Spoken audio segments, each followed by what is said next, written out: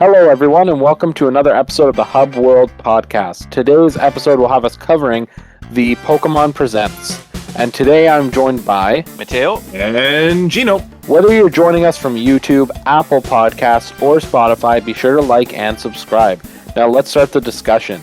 This morning at 6 a.m., which was a nice, early morning start to our day, there was a Pokemon Presents for Pokemon Day, as there always is every year. So we just recently had a podcast where we talked about some predictions for that, as well as predictions for a hypothetical Nintendo Direct coming up soon. If you want to hear what our thoughts are before listening to our reactions to this Pokemon Presents, you can hit up the link here. But we did watch that Pokemon Presents. It was a short one. It was only 12 minutes. But we have a little bit to talk about, so we thought we'd do a podcast. Might be a shorter one, though. So just to start off, any thoughts about the presentation itself before we kind of get to the key item? I want to say, just gut reaction, that was one of the better Pokemon Presents, just purely based on the fact that it was so short and they didn't spend a lot of time on anything really. Like, nothing really overstayed its welcome. Like, okay, it's cool, Miraidon's coming to Pokemon Unite. It's cool that Pokemon Sleep is getting stuff and there's stuff happening in Pokemon Go, but like those bits happen so fast that I could barely even read the text. I couldn't keep up with it because as soon as you finish seeing something, it's already gone. Yep. In a way, like they could in future Pokemon Presents make them a little bit longer, those segments, but I think they have the right idea in making like a shorter presentation that has better pacing. And Yeah, I feel like they knew that the majority of the people were going to be watching this on YouTube, and they had those info cards just flash for a few seconds and then turn off, just because they know that you can just pause and then read whatever's on the screen. So it was really nice just to have all of that consolidated into one place. I kind of echo that. I was interested in the things they announced, but I've always just kind of, when the majority of the presents is the kind of like mobile games that I don't play, it can be a little bit like, why am I watching this whole thing? However, I know that it's important for them to do that because lots of people play Pokemon Go and Pokemon Masters EX and Pokemon Sleep and Pokemon Cafe Remix. So, like, I get it. However, like, I think this was a better balance of like showing what was coming without needing to spend too much time on it. Yeah, I'm honestly surprised by like how many times they do these Pokemon events, and Pokemon Cafe Remix just keeps coming back up. I did not know it was as popular as it was. There's a reason it's the biggest media franchise of all time. It's super popular, so you're bound to have players on literally everything that you put out. And like Pokemon hits a lot of demographics, right? So it can hit people like some of our friends who are more hardcore and will only play things if it's perfectly metagame viable. And there's other people who are like, I just want to give coffee to a Minun. The really odd thing I just realized about Pokemon Go is they started off with Pokemon Go and they showed off all these Paldea Pokemon coming to Pokemon Go, but they haven't even finished releasing Pokemon from Sword and Shield. Like, we only have like a handful of Pokemon from Sword and Shield. We don't even have the starters. We don't have Grookey, Scorbunny, or Sobble. Well, they've gotten to a point with Pokemon Go, and they've been doing this actually for the last, like, I want to say 3 or 4 years, where they would add by full generation to start, and now they've caught up, right, to the current generation. So they have to start thinking about how do we allow for there to be, like, content that's pushed out constantly so that there's new things and fresh things without running out of Pokemon. And so they've definitely for Gen 7, 8, and 9, they've done this where they're kind of like only releasing bits and pieces at once, and they're like mixing up the gens. Like they're doing like variants here, or a couple Pokemon here, a couple Pokemon there, like to almost just spread out the content is the best way to describe it. Yeah, it seems like they're padding it out a bit. Yeah, and I think since Gen 7 Pokemon were added, that's been kind of the cadence. Yeah, like it's definitely been that way. I think Gen 5 was the last, maybe Gen 6 was the last full generation to drop. But I don't even think Gen 6, because I don't think Furfru's in the game yet. Furfru's in the game. There's a lot of Furfru trades on... yes. But didn't Furfru just get added or something recently? No, it's been a while. That's also the only game Furfru's been in for a long time, because Furfru is one of the most absent Pokemon. Like the last time it was in a game was Ultra Sun, Ultra Moon. Well, that's going to be changing very shortly. Yep. Yeah. I know. I've seen that reaction online actually a lot. but Yeah. we'll talk about that when the time comes. I want to ask you guys your opinion on Pokemon TCG Pocket. I watched that. I'm like, wow, I actually might pick up the Pokemon TCG. I did a little bit of a deeper dive into the trailer. Like, I watched it a little bit slower. I noticed that when they were actually playing the game, it's not the full-sized game board. So it's a It's smaller, not, no. quicker experience, very akin to Yu-Gi-Oh! Duel Links, Yeah, I noticed that where like also. it's a smaller board. You probably have a smaller deck, but I love what they're doing with those full art cards. To me, I don't play Pokemon, but I would collect the cards digitally. I probably won't spend money on the game, but like I would go get my 2 packs every day. I sound like a smoker saying that. I just realized. But I'd get, the 2 free packs you get every day, see what I get. I love the fact that you can trade with friends and those full art cards, how like it zooms into the card artwork. Like that is so fantastic, and it really shines a light on the most like generally appealing thing about Pokemon cards, which is the actual artwork itself. So Yeah. I think it's brilliant. It's a long time coming. Like it's only a matter of time before they really do like a fully free to start or free to play version of Pokemon like Master Duel. So Yeah. yeah, I'm actually somewhat excited for that. That's coming out this year, I believe, right? Later this year. Yep, I believe so. And just kind of like what you said, I'm really impressed by a lot of the kind of like the art and the way that they're approaching it. I would have loved to learn how to play the Pokemon TCG using it as well, but it is going to be a little bit of a different style. Although I wouldn't rule out them eventually adding a mode that has like the full playstyle in the future, especially if it's popular. I'm sure that's going to be one, that's going to be at the beginning of these presents moving forward. I feel like the Pocket TCG game is really going to bring back our initial like playground rules kind of things with Pokemon cards, where like no one knew how to play the game, but we all just had the cards because we just wanted to have the cards, and Pokemon was such a huge craze back when it first came out in like the late 90s, early 2000s. So I feel like it's going to be a big nostalgia hit for a lot of folk, as well as encouraging people to basically open their wallets and buy the actual card game and like invest and become part of the community. It's a great way to grow the game. For sure. And I think for me, what I'm most excited about is I love the rush of opening Pokemon card packs, but it's a waste of money for me. I always want to. Whenever there's a new set released, I look at the cards and I'm like, oh, maybe I'll just get 1 pack. But then it's just like 1 pack becomes 2, and then it goes, and it just becomes, It snowballs.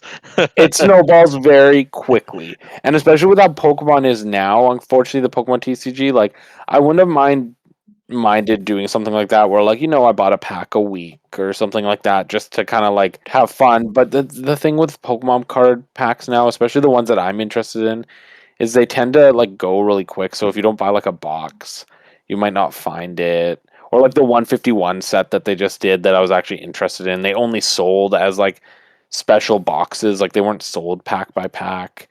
Mhm. So I'm excited for this because I'm like, I can kind of get that rush a little bit without spending money. Because even if I only open the 2 packs a day, at least it's something to look forward to every day. The way that like I would look forward to Badge Arcade free coins back in the day, like it's something to get that little bit of dopamine. And at the end of the day, what I love about Pokemon cards isn't like owning them necessarily. Like I do love some of the Pokemon cards I own, but it's more the like communal aspect of like showing off to my friends who are also collecting and being like, oh my god, look what I pulled. And I feel like I can get that experience with no cost by playing this game. Yeah. And like, yeah, it's going to be 2 free packs a day, but like by playing the game as well, you're probably going to earn some sort of currency to buy stuff. And then obviously the ultimate way is just to spend money. But I will not be spending money on this game. I cannot justify it.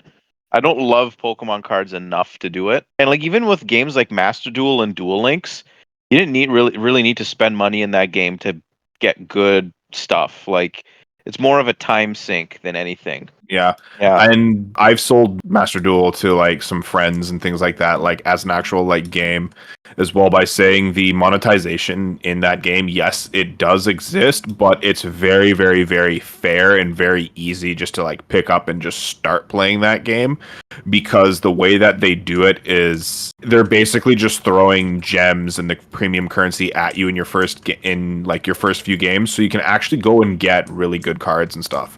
And there's always meta sets that are available, so I hope the monetization folks over at Pokemon know what they're doing.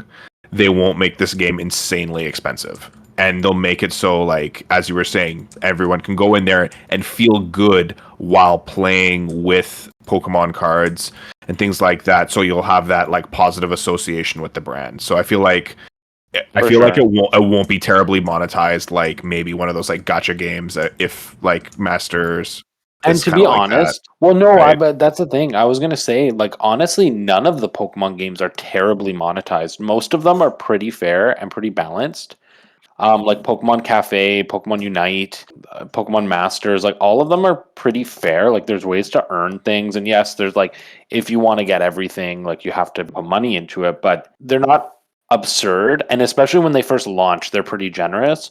And I think that if this follows the model that Yu-Gi-Oh! Master Duels did with how it has a reward system, I'd be pretty happy because I think that that system worked really well for me and I always felt rewarded. It's good to see that the Pokemon Company is willing to like experiment with a new digital medium. I think then we can kind of meander our conversation over to the main agenda. So the final thing announced, despite the fact that, you know, throughout the presents itself, it had a lot of Johto content. So I was kind of expecting the final reveal to be a Johto game.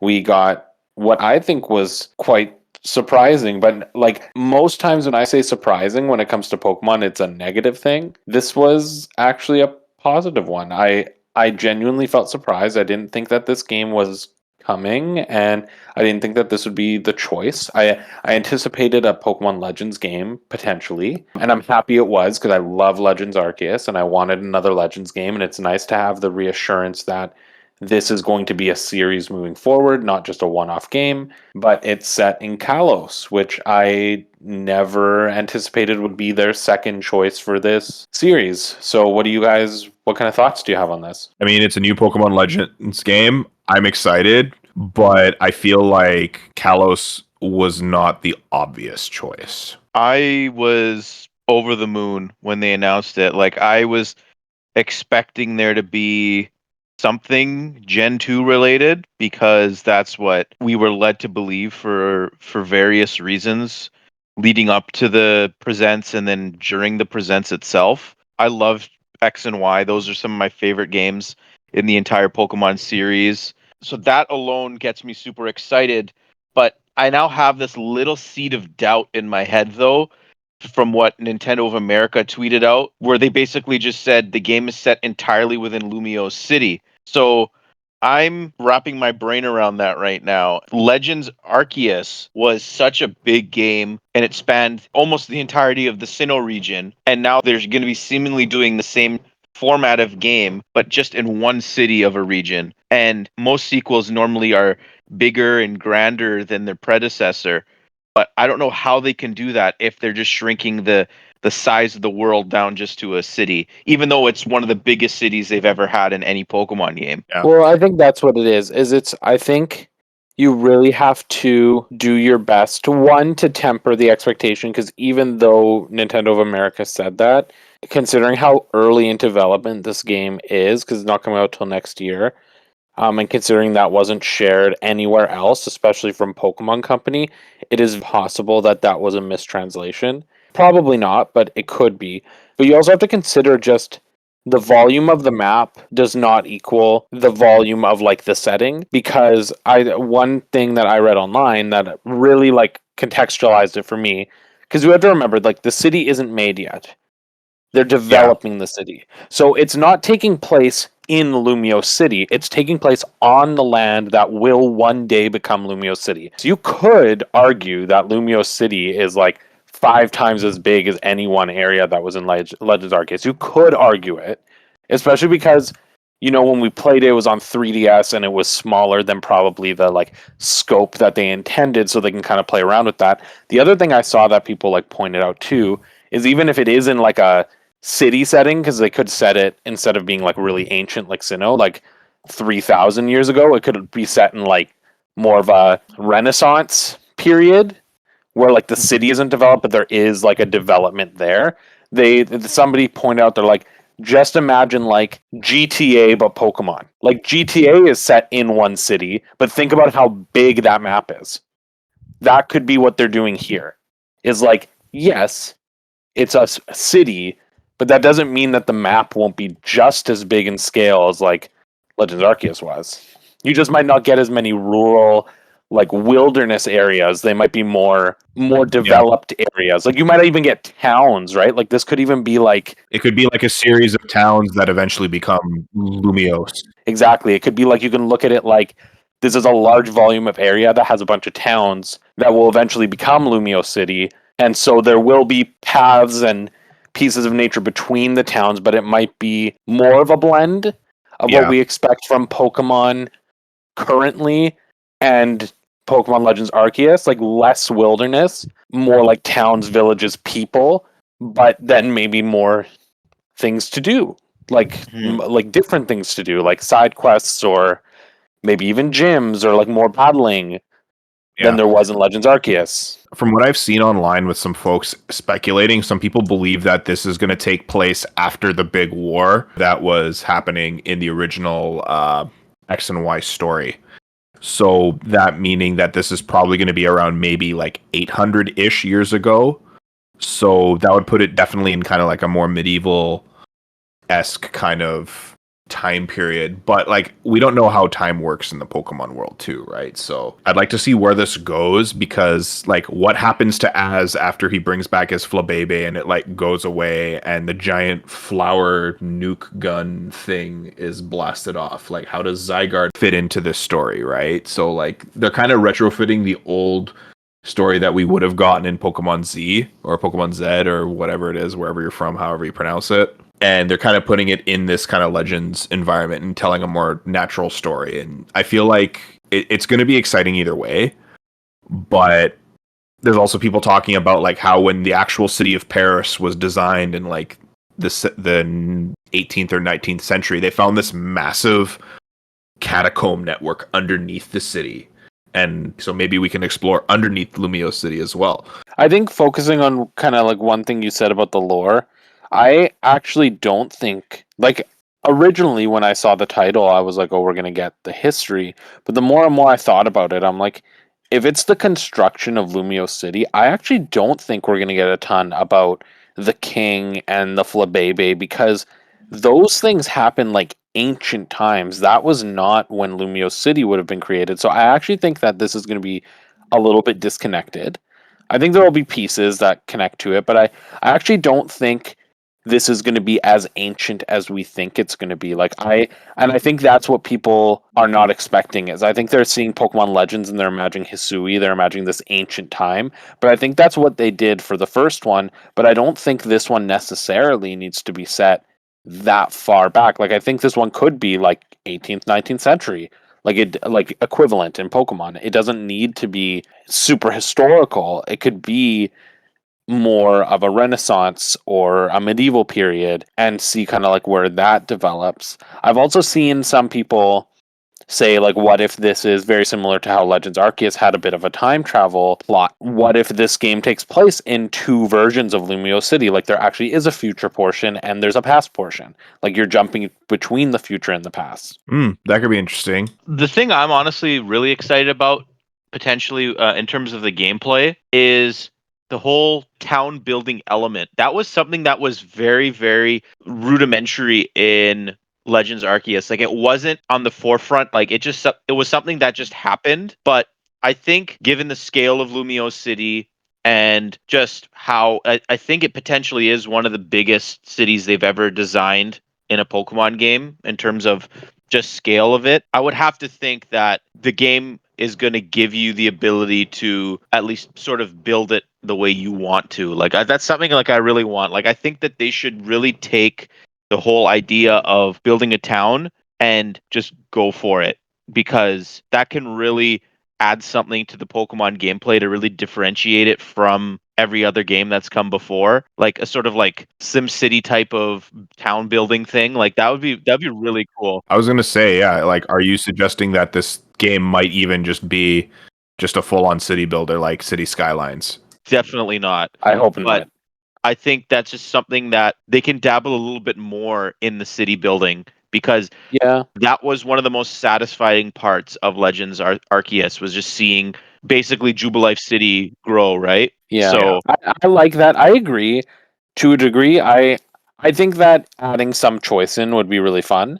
However, like when it comes to something like Lumio City, which is an iconic area of Gen 6, I wouldn't want there to be that level that you're describing of city building, because it is like a location that has a static and yeah, canon like outcome. So I don't think there should be too much. But I do think that or like expanding on. prioritizing certain things to be built before others, Yes, that's what I was right? going to say. Is I think that what would work well for it is, especially if we think about like the idea of towns or the idea of like more NPCs and more kind of side quests.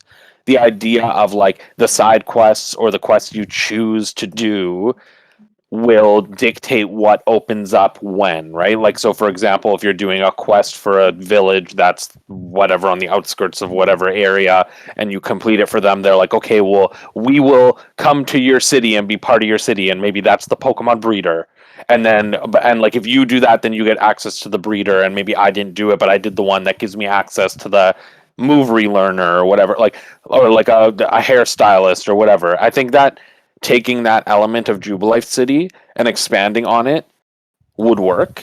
And then you can see the city slowly building over time. I also think that battling is going to be a big piece of this one, more so than in Legends Arceus. And there's two reasons why. I think, again, I think that because of the setting, we're going to get more people, more NPCs. But I also think that the sheer revelation that we're getting Mega Evolution implies that battles are going to be more important, because Mega Evolution isn't a mechanic about catching, and Legends Arceus is very focused on catching. And like if I Hmm. think about Legends Arceus, if Megas were in Legends Arceus, I don't think they would have had a very big purpose. Exactly. Whereas in Mhm. this, I think they could. Do you think that they're gonna bring back the fighting styles though? I do. I think Mhm. that's a staple of Legends Arceus, and I think that's what, or of Legends, and I think that's what makes Legends separate from the main series. And that's kind of what I wanted to say is I think, like Gino had said it earlier, it wasn't the obvious choice to go with Kalos, because most people associate now, because of Legends Arceus, the idea of Legends with kind of like some deep lore, right? And the two other generations that have some pretty like deep lore that they could have connected to were Johto and Unova, which most people thought were going to be the next Legends games, one of the two, but they chose Kalos. And I was thinking about it, and I was like, why would they make this decision? And I genuinely believe the only reason they chose to do this game before Johto or Unova, even though one of those would have made more sense, is because of Megas. And I think they have recognized that people really love Megas and that they needed to find a creative way to bring Megas back. And they've recognized that Megas don't work in the mainline games because they're too focused on battling and metagame and balancing. And with the amount of Megas, it just doesn't make sense.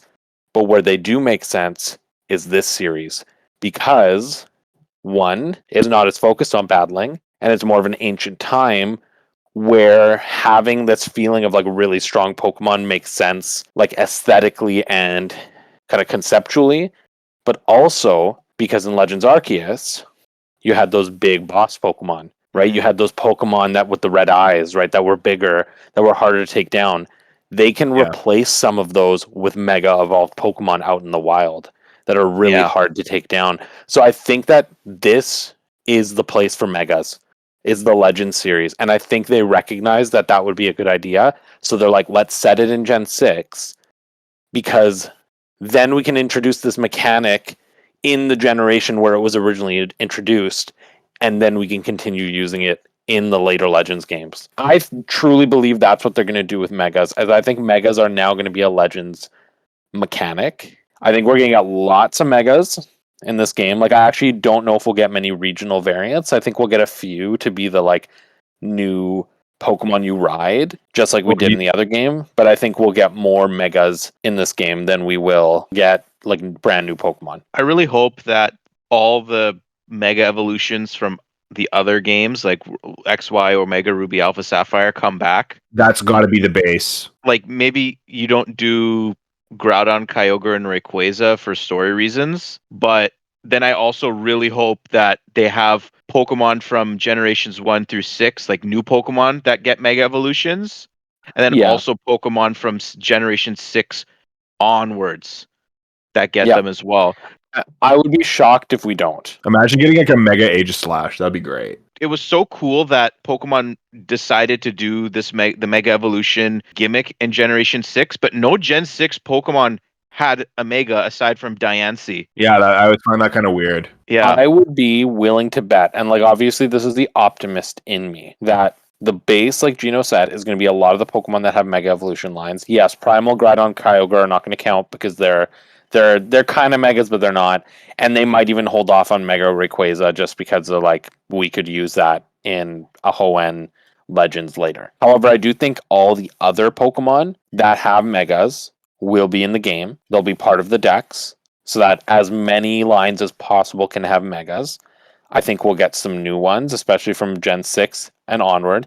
And I'm willing to bet, I think it goes without saying, that Yveltal, Xerneas, and Zygarde will get them. I think the brand new 3 starters, which we can kind of talk about that speculation I told you guys about yesterday in a sec, but I think the brand new 3 starters, of course, will get them, as well as they'll probably get like regional evolutions, I would hope. And then I'm also willing to bet that the original starters of Gen 6 will also get Megas. Greninja, Delphox, and Chestnut. That'd be cool.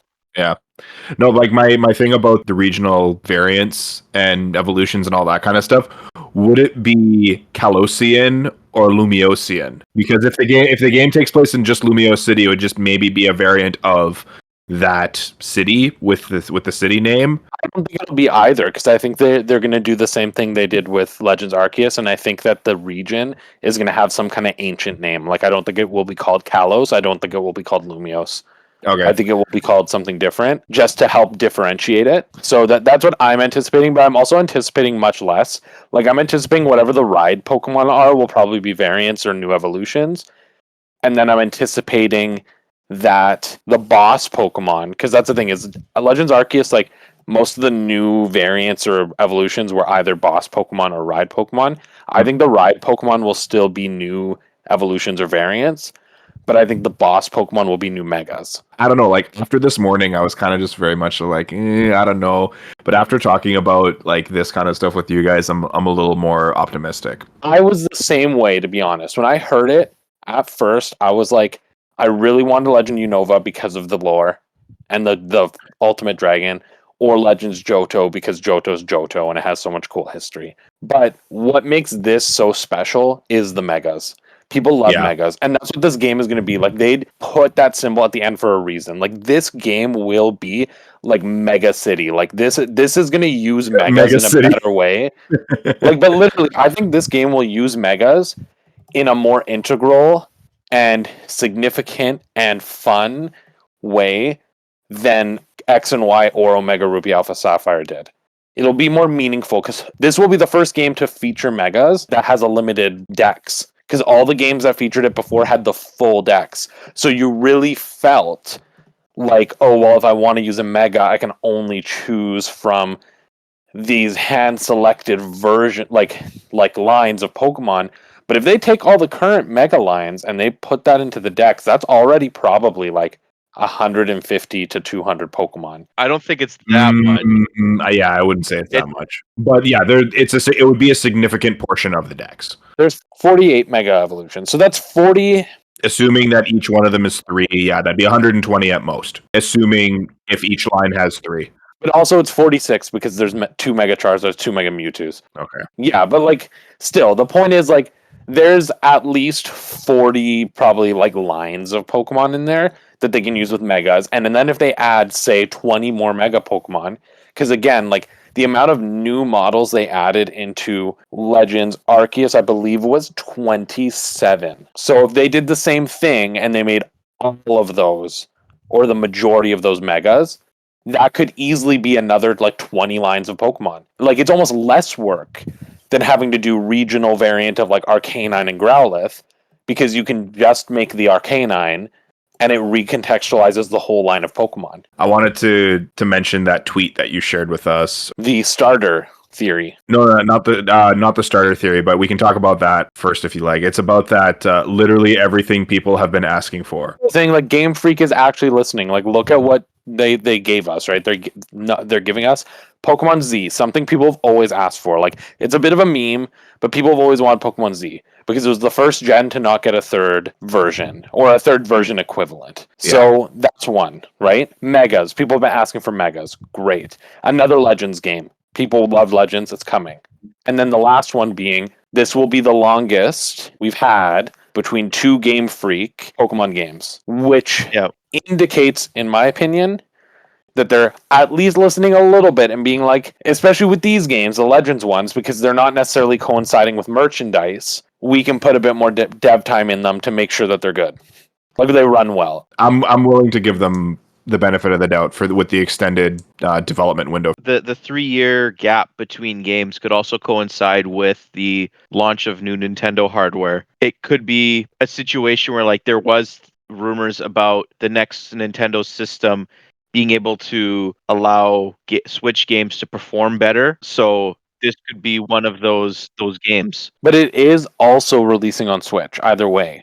Yes. So it is a Switch game. But yeah, going to the starter Pokemon. Yeah, so I saw this really cool theory last night leading up until the Presents this morning about like who the starters might be if it was a new Legends game and why it might be a new Legends game, specifically a Legends game that wasn't set in Unova because of the implications of who the starters were. But basically the way that this theory was framed is that Pokemon has been dropping hints at what their next game has been in Pokemon Scarlet and Violet for a little while. That was kind of the basis of the theory, which in my opinion has a little bit of validity to it when I found out today after this game was announced that the only mascot legendaries not in Scarlet and Violet were Yveltal, Xerneas, and Zygarde, because that's a hint. But anyway, the starter theory was when the Indigo Disc was first announced and they showed that starters were coming back, they showed 6 starters in that original trailer. And they showed 2 water starters, 2 fire, and 2 grass, and they showed them kind of together. And the starters were, for water, Oshawott and Piplup, for fire, Cyndaquil and Torchic, and for grass, Rowlet and Snivy. And what people pointed out is that Rowlet, Oshawott, and Cyndaquil are the Legends Arceus starters, so maybe they're hinting at who the next Legend starters are. Torchic, Piplup, and Snivy. Obviously, that's just kind of like reaching, but then the next piece of that theory was that leading up to Pokemon Day, the last 3 Terra raids, 7-star Terra raids, were Serperior, Empoleon, and Blaziken.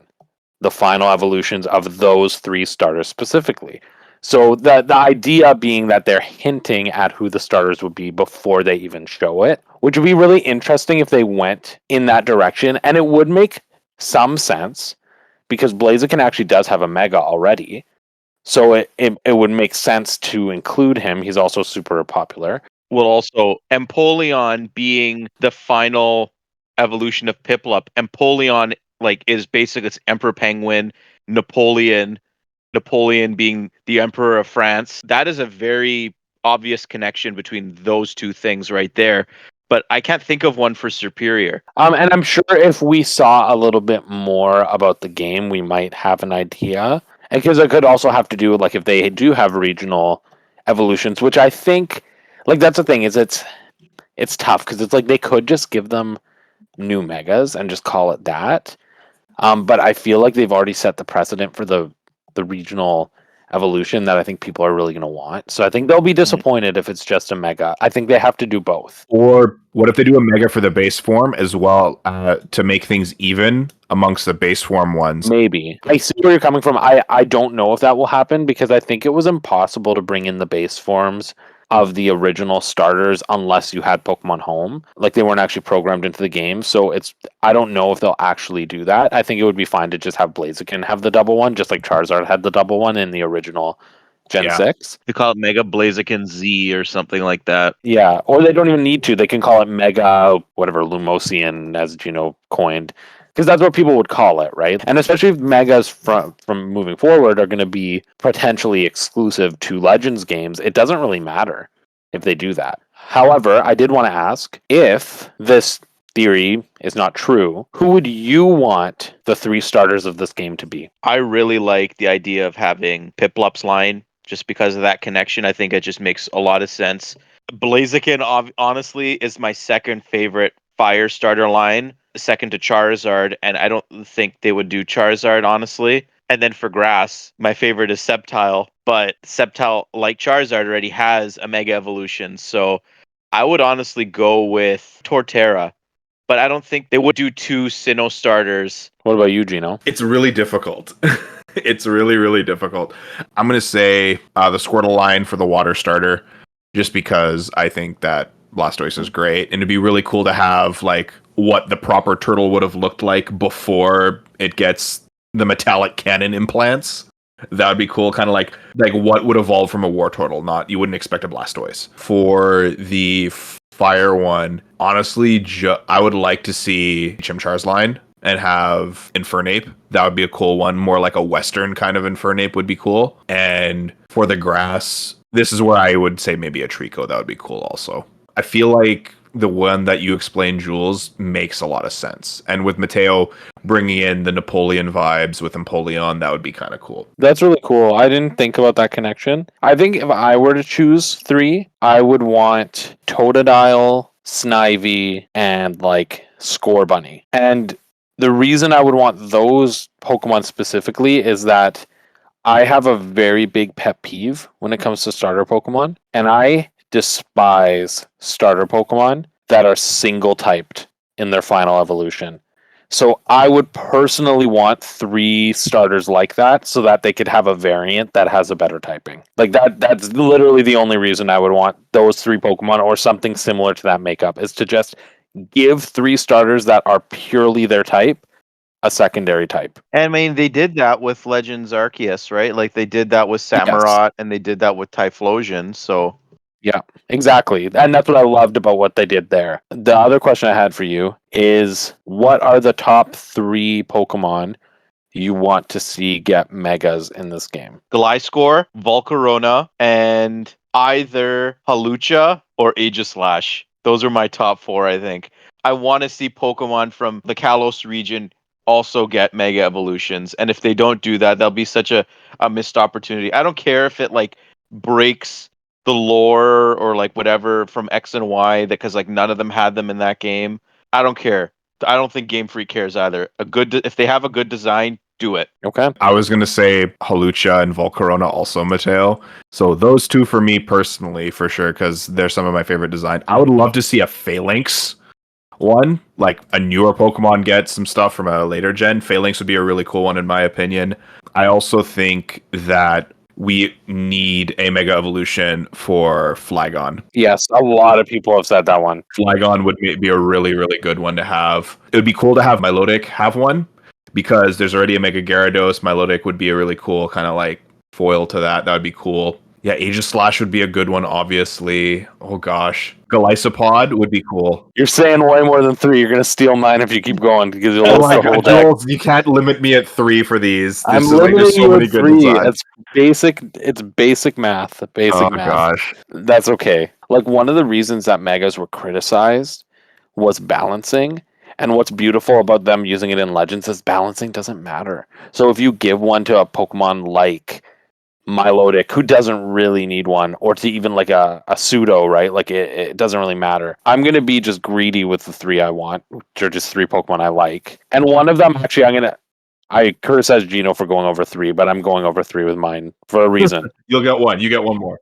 And I should get one more. Sure, but you'll understand why I'm going over 3. There's a reason I have to go over 3. But I'd love to see a Mega Weavile. I think that could be really cool. It's also one of my favorite Pokemon. And I know Weavile has gone a lot. You know, we got Sneasler and Legends Arceus, and Sneasel gets a lot of love, but I would still love to see it because I love Weavile. I would also love to see Mega Pyroar. I think that could be really, really cool. You have 2 forms. It has the male and female. Yes, that's true. Which brings me to my third one, my third and fourth one. I'd love to see Mega Nidoking, which of course would come with Mega Nidoqueen. I think that could be a really cool one. Not just because Nidoking's one of my favorite Pokemon of all time, but also because I think it could be cool. Nidoking is an underrated Gen 1 Pokemon that hasn't gotten Mega, hasn't gotten like a Gigantamax, hasn't gotten a GX card in the TCG somehow. So I would love to see a Mega Nidoking. As for my my bonus one, because I need to have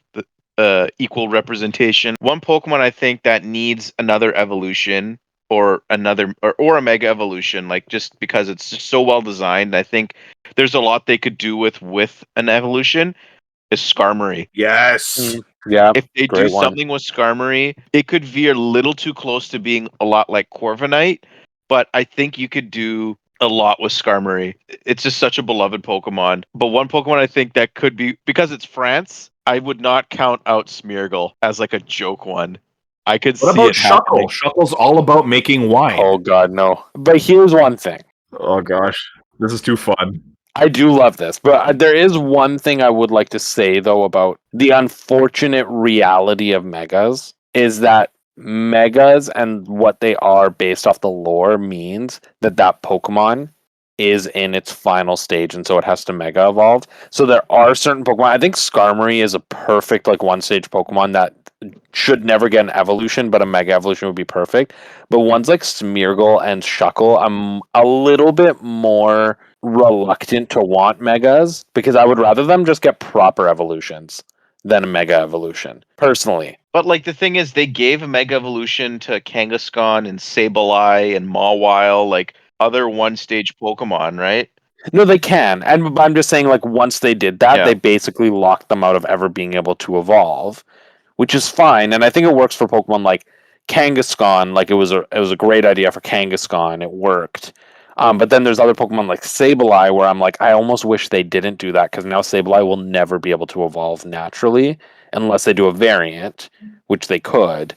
But I'm just that's where I'm kind of coming from is like I'm reluctant about some of the one stage Pokemon. I think some of them really work like Skarmory or Kangaskhan, but there's other ones like Shuckle where I'm like, I kind of just want Shuckle to get a regular old evolution like Dunsparce did. Lastly, I think what we can talk about is kind of what does the announcement of a Kalos focused game mean for Unova or for remakes in general? I feel like what happened with Gen 4 was a good experiment.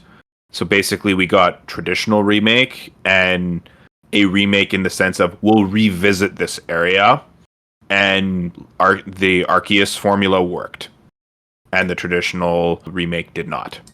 But then again, like it wasn't really much of a contest because Brilliant Diamond, Shining Pearl didn't really do enough. But then why skip to Kalos and not do Unova Legends? I feel like Gen 5 was really a divisive gen for whatever reason. Maybe what they want to do with that is they're not ready for it. And I feel like a Gen 5 remake would be absolutely fantastic. I want to know what the heck the original Dragon Kyurem was. I want to know about that. I want to see what OG Unova would have looked like, or maybe it's a Legends game, but it's set in the future of Unova, like after like much after, or maybe it would be like a Black White 3 kind of thing, and that could be tied in maybe with like a different generation of Pokemon, and then they can revisit like Paradox forms, which are also really popular, right?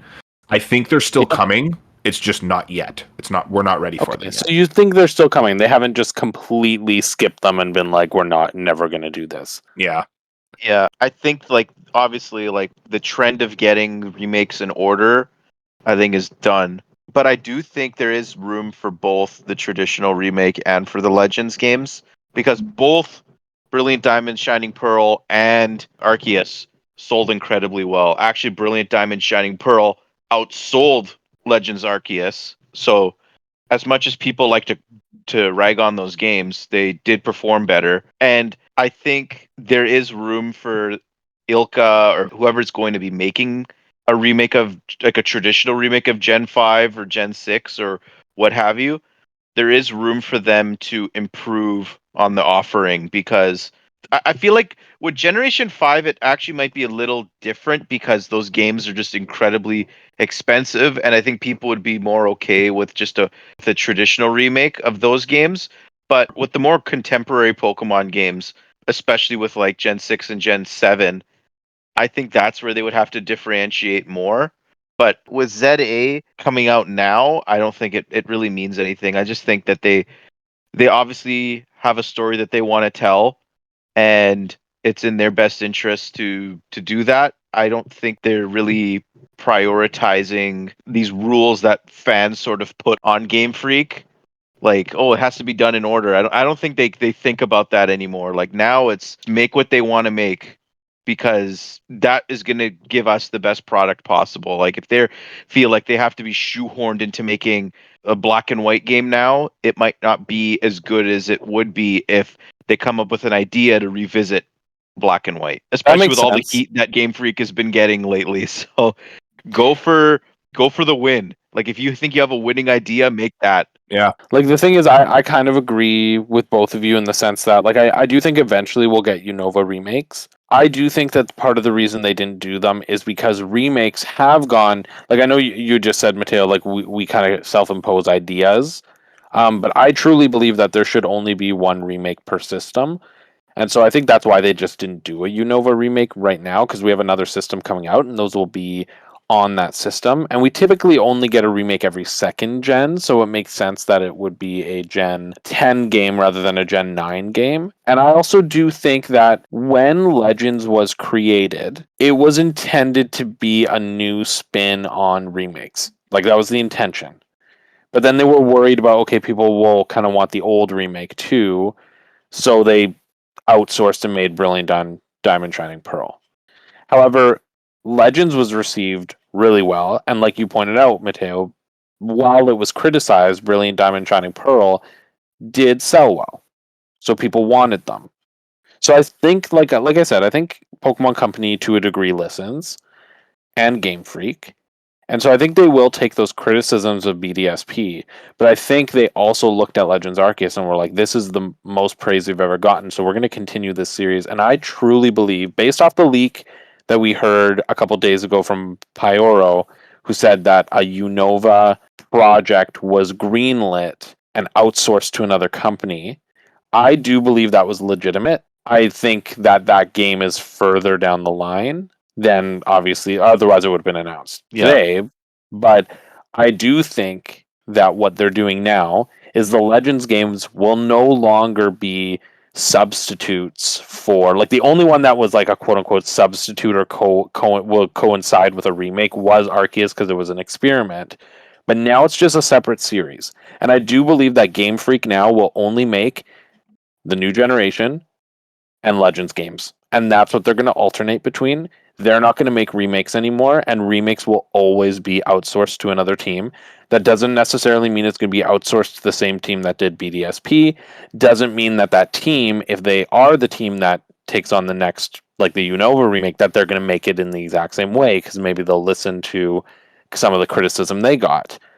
But I do think that moving forward, we will get remakes. They will still follow that linear line of like, okay, Gen 5 remake is next, then Gen 6 remake, then Gen 7 remake, and so on as time goes on.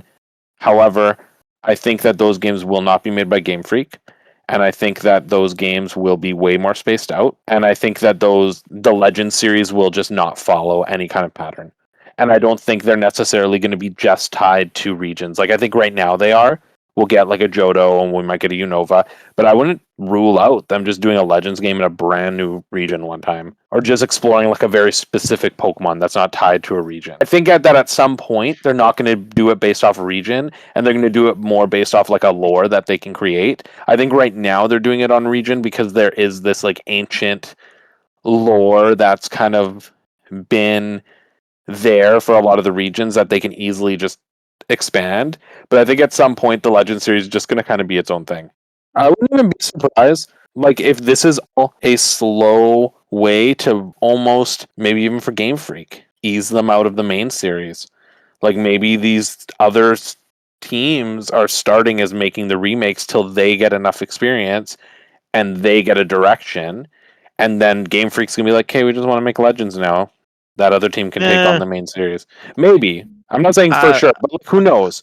Like, who knows what will happen? All I'm saying is I do think that Game Freak's gotten to the point where they're like, we don't need to oversee all the Pokemon projects anymore. Like, all the ones that use our battle mechanics. We can outsource it because we'd rather focus on just the new generations and Legends. That goes without saying now, I think, but for Game Freak to not be the caretaker of the franchise and like the ones that create the new Pokemon, the new games, the new ideas going forward, them having two big franchises of Pokemon like within the Pokemon series can't be a bad thing. If the team gets bigger, it'll create internal competition and it'll give fans more of what we want.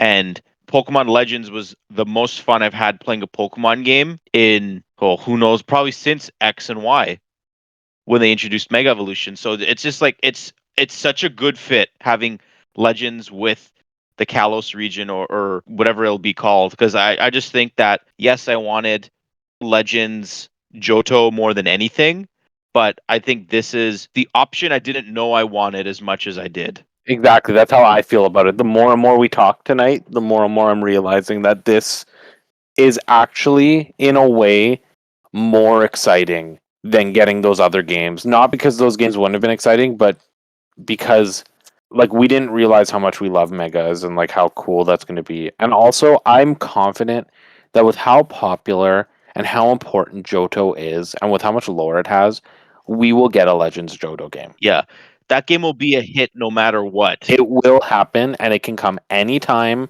whenever they want, and I'm sure we will get it at some point if they continue to make Legends games.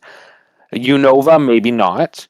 But I can also see them, like I said, if there's going to be another Legends game coming around the time when they do a Unova remake, it makes more sense to release it then. It makes more sense for the next one to be Unova if it's going to coincide with the Gen 5 push. Yeah. I think right now they're in the stage of just fostering Gen 5 nostalgia right now. But yeah, Jules, I have to agree that it'll be something that we expect with the next big push, like with the next like traditional remake. I'd kind of like to end with one question. Arguably one of the coolest things that was introduced in Legends Arceus was the fact that almost every single character in that game was an ancestor of a character in a different Pokemon game. Do you think that they would bring that back? 100%. Obviously. I really can't imagine they won't, especially when even just the Indigo Disc had characters that were ancestors slash like relatives. Like, I think that it's a cool feature, and I don't think that they wouldn't do it. I think that it will be harder for us to notice because I think that the Gen 6 characters are a little less iconic. We're going to get a Looker.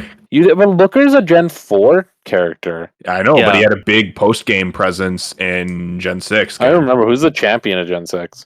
It's the girl with the carbink. She was like wearing the white flowing dress. She was one of the most forgettable champions. I don't remember her. But Professor Sycamore, he's a cool professor. I like him. Yeah, he's a cool professor. Do you think that the final form of Evoltail or Xerneas can be worse than the two that we got for Angelica and Palkia? Oh god. Nothing can be Will Xerneas have 8 legs?